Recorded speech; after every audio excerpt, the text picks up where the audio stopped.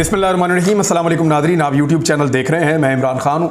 बहुत सारे लोगों ने बहुत सारी कोशिशें की थी और मैंने आपको पहले बताया था कि यानी कल मैंने इसको ट्वीट भी किया था कि हुकूमत कोशिश कर रही है कि एक मरतबा फिर बेंच टूट जाए। अब बेंच टूट गया है, दोबारा से जस्टिस मंदोखील साहब ने अपने आप को अलग कर दिया।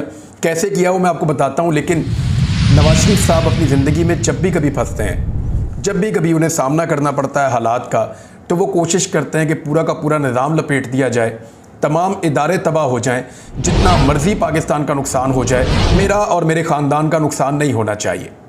इसलिए वो हमेशा निकल भी जाते हैं डील करके। पाकिस्तान के लिए आपने इस शख्स को कभी लड़ते हुए नहीं देखा होगा, मैदान में खड़े होते हुए नहीं देखा होगा। आपने हमेशा ये देखा होगा कि ये शख्स अपने ख़ानदान और अपने इक़्तिदार के लिए हमेशा से लड़ता चला आया है और इस मरतबा भी ये ख़ानदान यही कर रहा है। अदलिया की बदनामी का कोई मौका ये हाथ से जाने नहीं दे रहे। जजेस और उनके ख़ानदान के लोगों की तस्वीर लगाकर, इवन उनकी फैमिली की तस्वीर लगाकर मुस्लिम लीग नून के सोशल मीडिया के जो अकाउंट्स हैं वो उनको वायरल कर रहे हैं। ना सिर्फ वायरल कर रहे हैं बल्कि इन अकाउंट्स को मरियम नवाज फॉलो भी करती हैं और बहुत सारे ऐसे अकाउंट्स जो हैं उनको अब आइडेंटिफाई किया गया है जो अदलिया के ऊपर एक घिनौनी किस्म की प्रोपेगेंडा कैंपेन चला रहे हैं। ये मियां नवाज शरीफ साहब के ईमा पे हो रहा है, जैसे माजी में वो करते रहे हैं उसी तरह वो इस वक्त भी कर रहे हैं।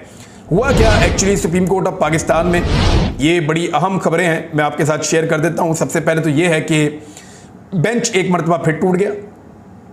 जस्टिस जनाब मंदोखील साहब ने निकलना था बेंच में से, वो निकल गए। समाज शुरू होने से कबल चीफ जस्टिस ने कहा कि मिस्टर अटॉर्नी जनरल, इससे पहले कि आप कुछ कहें, जस्टिस जमाल खान मंदोखील कुछ कहना चाहते हैं। जस्टिस जमाल खान मंदोखील बेंच का हिस्सा नहीं रहना चाहते, जबकि कल जस्टिस जमाल खान मंदोखील बेंच में शामिल होने पर रजामंद थे। एक जज, मुअज़्ज़ज़ जज, कल तक बेंच में शामिल होने पर रजामंद थे और रातों रात ऐसा क्या हुआ कि वो अब बेंच में शामिल होने पर रजामंद नहीं है। ये सवालात पूरा पाकिस्तान पूछ रहा है। चीफ जस्टिस ऑफ पाकिस्तान ने इसके बारे में आगाह किया। इससे पहले कि सुप्रीम कोर्ट की तश्कील के दिए, जो पहले भी सुप्रीम कोर्ट ऑफ पाकिस्तान का जो बेंच था उसमें chief justice Umar Ata Bandial, justice Ejazul Ehsan, justice Munib Akhtar और जस्टिस जमाल खान मंदोखील शामिल थे, जबकि सुप्रीम कोर्ट ने बाकायदा केस की कॉज लिस्ट भी जारी की थी।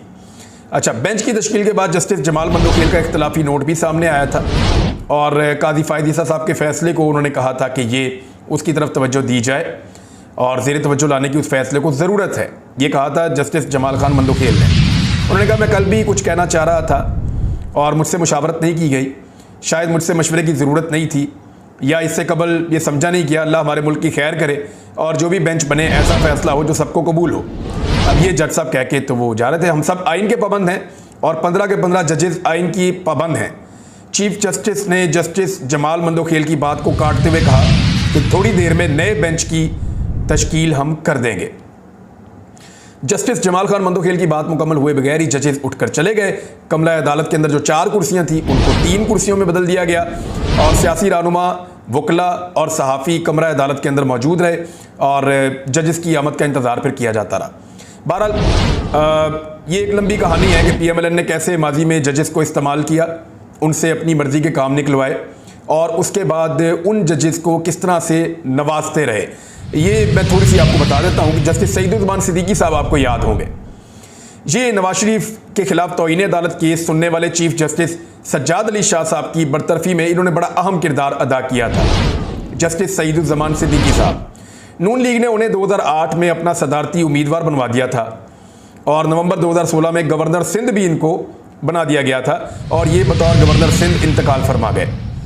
जस्टिस रफ़ीक तारड़ साहब आप अच्छी तरह जानते हैं, उन पे इल्ज़ाम रहा कि उन्होंने नवाज शरीफ के कहने पर जस्टिस सज्जाद अली शाह की बरतरफी में अहम किरदार अदा किया था और जस्टिस रफ़ीक तारड़, ये अता तारड़, आज वो उनका पोता भी उसी रास्ते पे है, उन्होंने कहा जी नवाज शरीफ को अपनी जमात के टिकट पर सेनेटर बनवाया और सदर पाकिस्तान भी बनवाया, यानी इनको भी नवाजा गया था।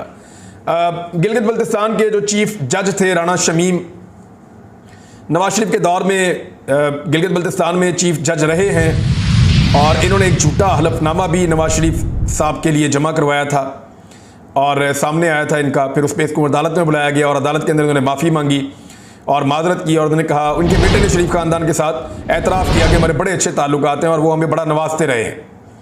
जज एजाज एवान साहब की भी एक मिसाल दे दूँ और तो बहुत सारे जजेस हैं जिनकी टेलीफोन कॉल्स हैं, जिनके रिश्तेदारों की नौकरियां हैं, जिनको बहुत सारे फ़वाइद हैं जो शरीफ ख़ानदान पहुंचाता रहा है। जज एजाज ऐवान साहब ने शहबाज शरीफ को मनी लॉन्ड्रिंग के मुकदमे में अभी बरी किया हाल ही में, और शहबाज शरीफ ने साबिक जज एजाज ऐवान को इंफॉर्मेशन कमिश्नर तैनात कर दिया है। तो इस तरीके से शरीफ ख़ानदान मैनेज करता है अदलिया को। ये चीज़ें आप पहले भी जानते थे। इनको वक्तन फ़वक्तन आने वाली नस्लों को बताना ज़रूरी है कि ये ख़ानदान किस तरीके से पाकिस्तान की अदलिया के ऊपर, पाकिस्तान के इदारों के ऊपर कंट्रोल करने की कोशिश करता है। बड़ी खबर मैं आपको बीच में दे देता हूँ, फिर आगे चल के अदलिया के इस मामले पे हम बात करेंगे। अजहर मशवानी हैरत अंगेज़ तौर पे अपने घर वापस पहुँच गए हैं। इमरान खान साहब ने रात को इसके ऊपर बड़ा सख्त स्टेप लिया था। उन्होंने कहा कि पूरे पाकिस्तान के अंदर पाकिस्तान तहरीक इंसाफ के लोग एहतजाज करेंगे। जुमे की नमाज के बाद लोग बहुत बड़ी तादाद में इकट्ठे हुए। लोगों ने बाहर निकलकर एहतजाज शुरू किया। बारिश के बावजूद मुख्तलिफ शहरों में लोग निकले हुए थे और वो एहतजाज कर रहे थे। उस वक्त अचानक एक ट्वीट आता है अजहर मशवानी का, जिसमें वो कहते हैं कि मैं अपने घर खैरियत से पहुंच गया हूं। अजहर मशवानी ने ट्वीट किया और ये ट्वीट उन्होंने किया 3:40 पर।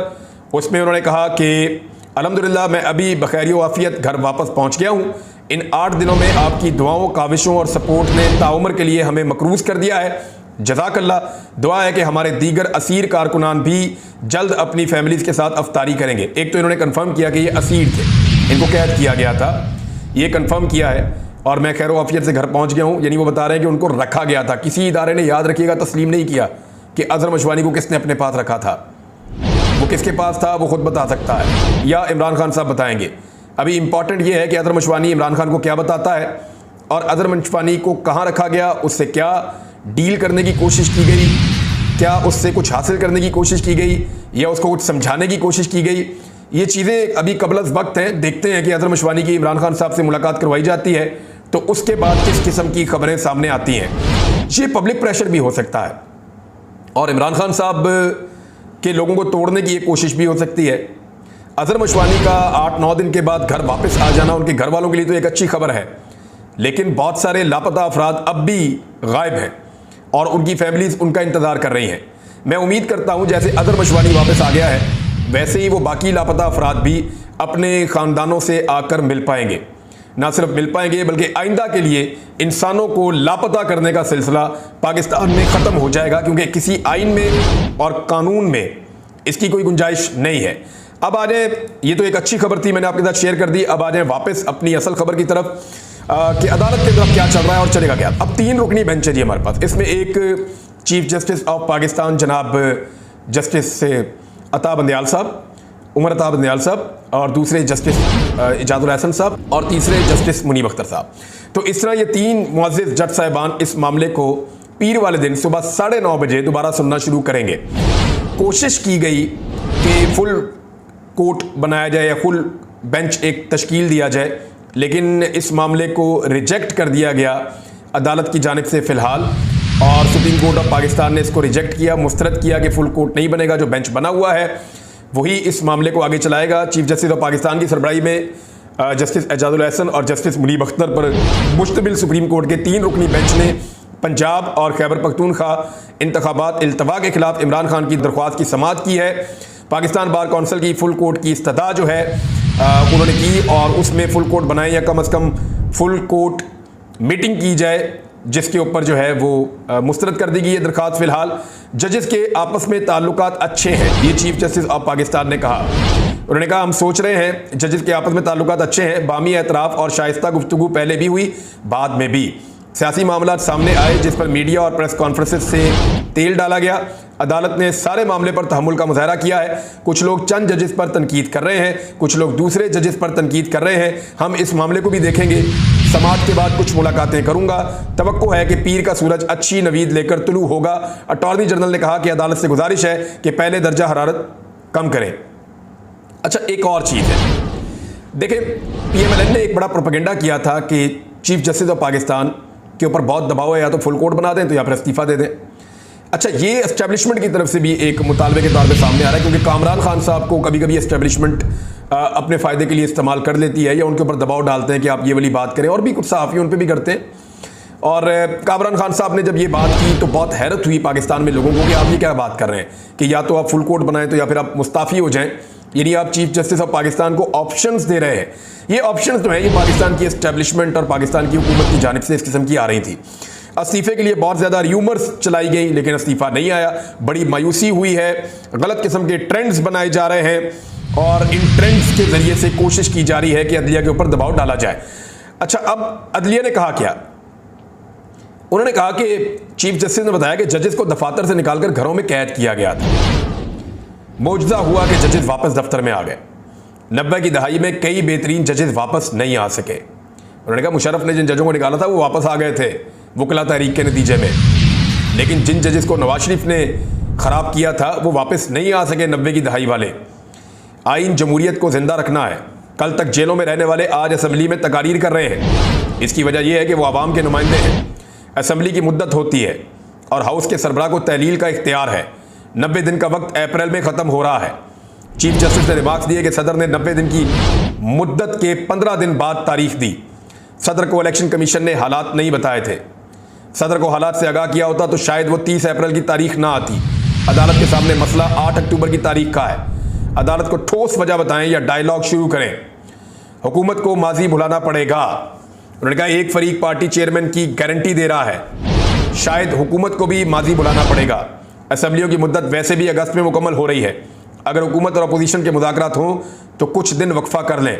अगर मुज़ाकरात नहीं होते तो आईनी किरदार अदा करेंगे।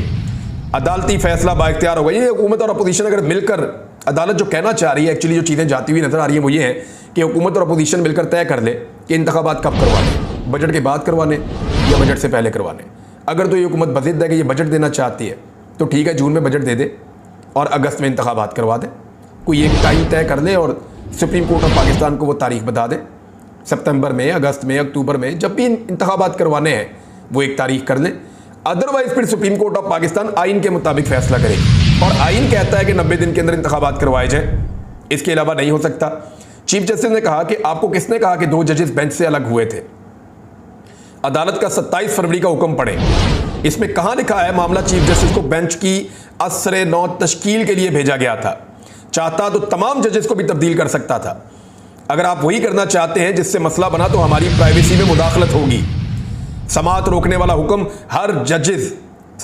समाअत रोकने वाला हुक्म हम जजेस आपस में ज़ेरे बहस लाएंगे।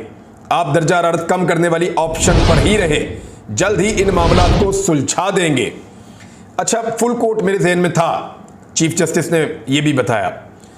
उन्होंने कहा कि फुल कोर्ट वाला मामला मेरे जहन में था।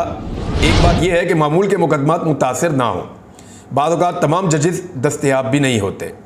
गुज़िश्ता हफ्ते कोयटा, कराची और लाहौर में भी बेंच थे। इस हफ्ते भी लाहौर में बेंच था। 9 रुकनी बेंच तश्कील देते वक्त तमाम जजेस के बारे में सोचा और जस्टिस अतर मनल्ला को आइन से हम आहंग पाया।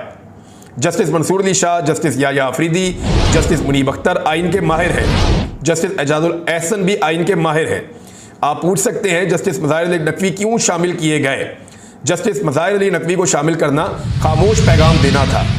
2 साल जस्टिस फ़ाइज़ ईसा केस चला और अदालत को सज़ा मिली। जस्टिस फ़ाइज़ ईसा के लिए भी मुकदमा सज़ा ही था। अच्छा, इस तरीके से चीफ जस्टिस साहब ने बहुत सारी चीज़ें क्लियर की हैं। बीच में चीफ जस्टिस ऑफ पाकिस्तान की आवाज़ भर भी आई, यानी थोड़ा सा वो रंजीदा हो गए और जज्बाती आवाज़ में उन्होंने कहा कि जस्टिस इकबाल हमीदुर रहमान को इस्तीफ़े से रोका था। हमीदुर रहमान ने कहा मरहूम बाप को क्या मुँह दिखाऊंगा, इधर उधर की बातों से मैं जज्बाती हो गया था। जस्टिस मुनीब अख्तर ने पूछा कि हुकूमत के पास इस वक्त कितना पैसा मौजूद है।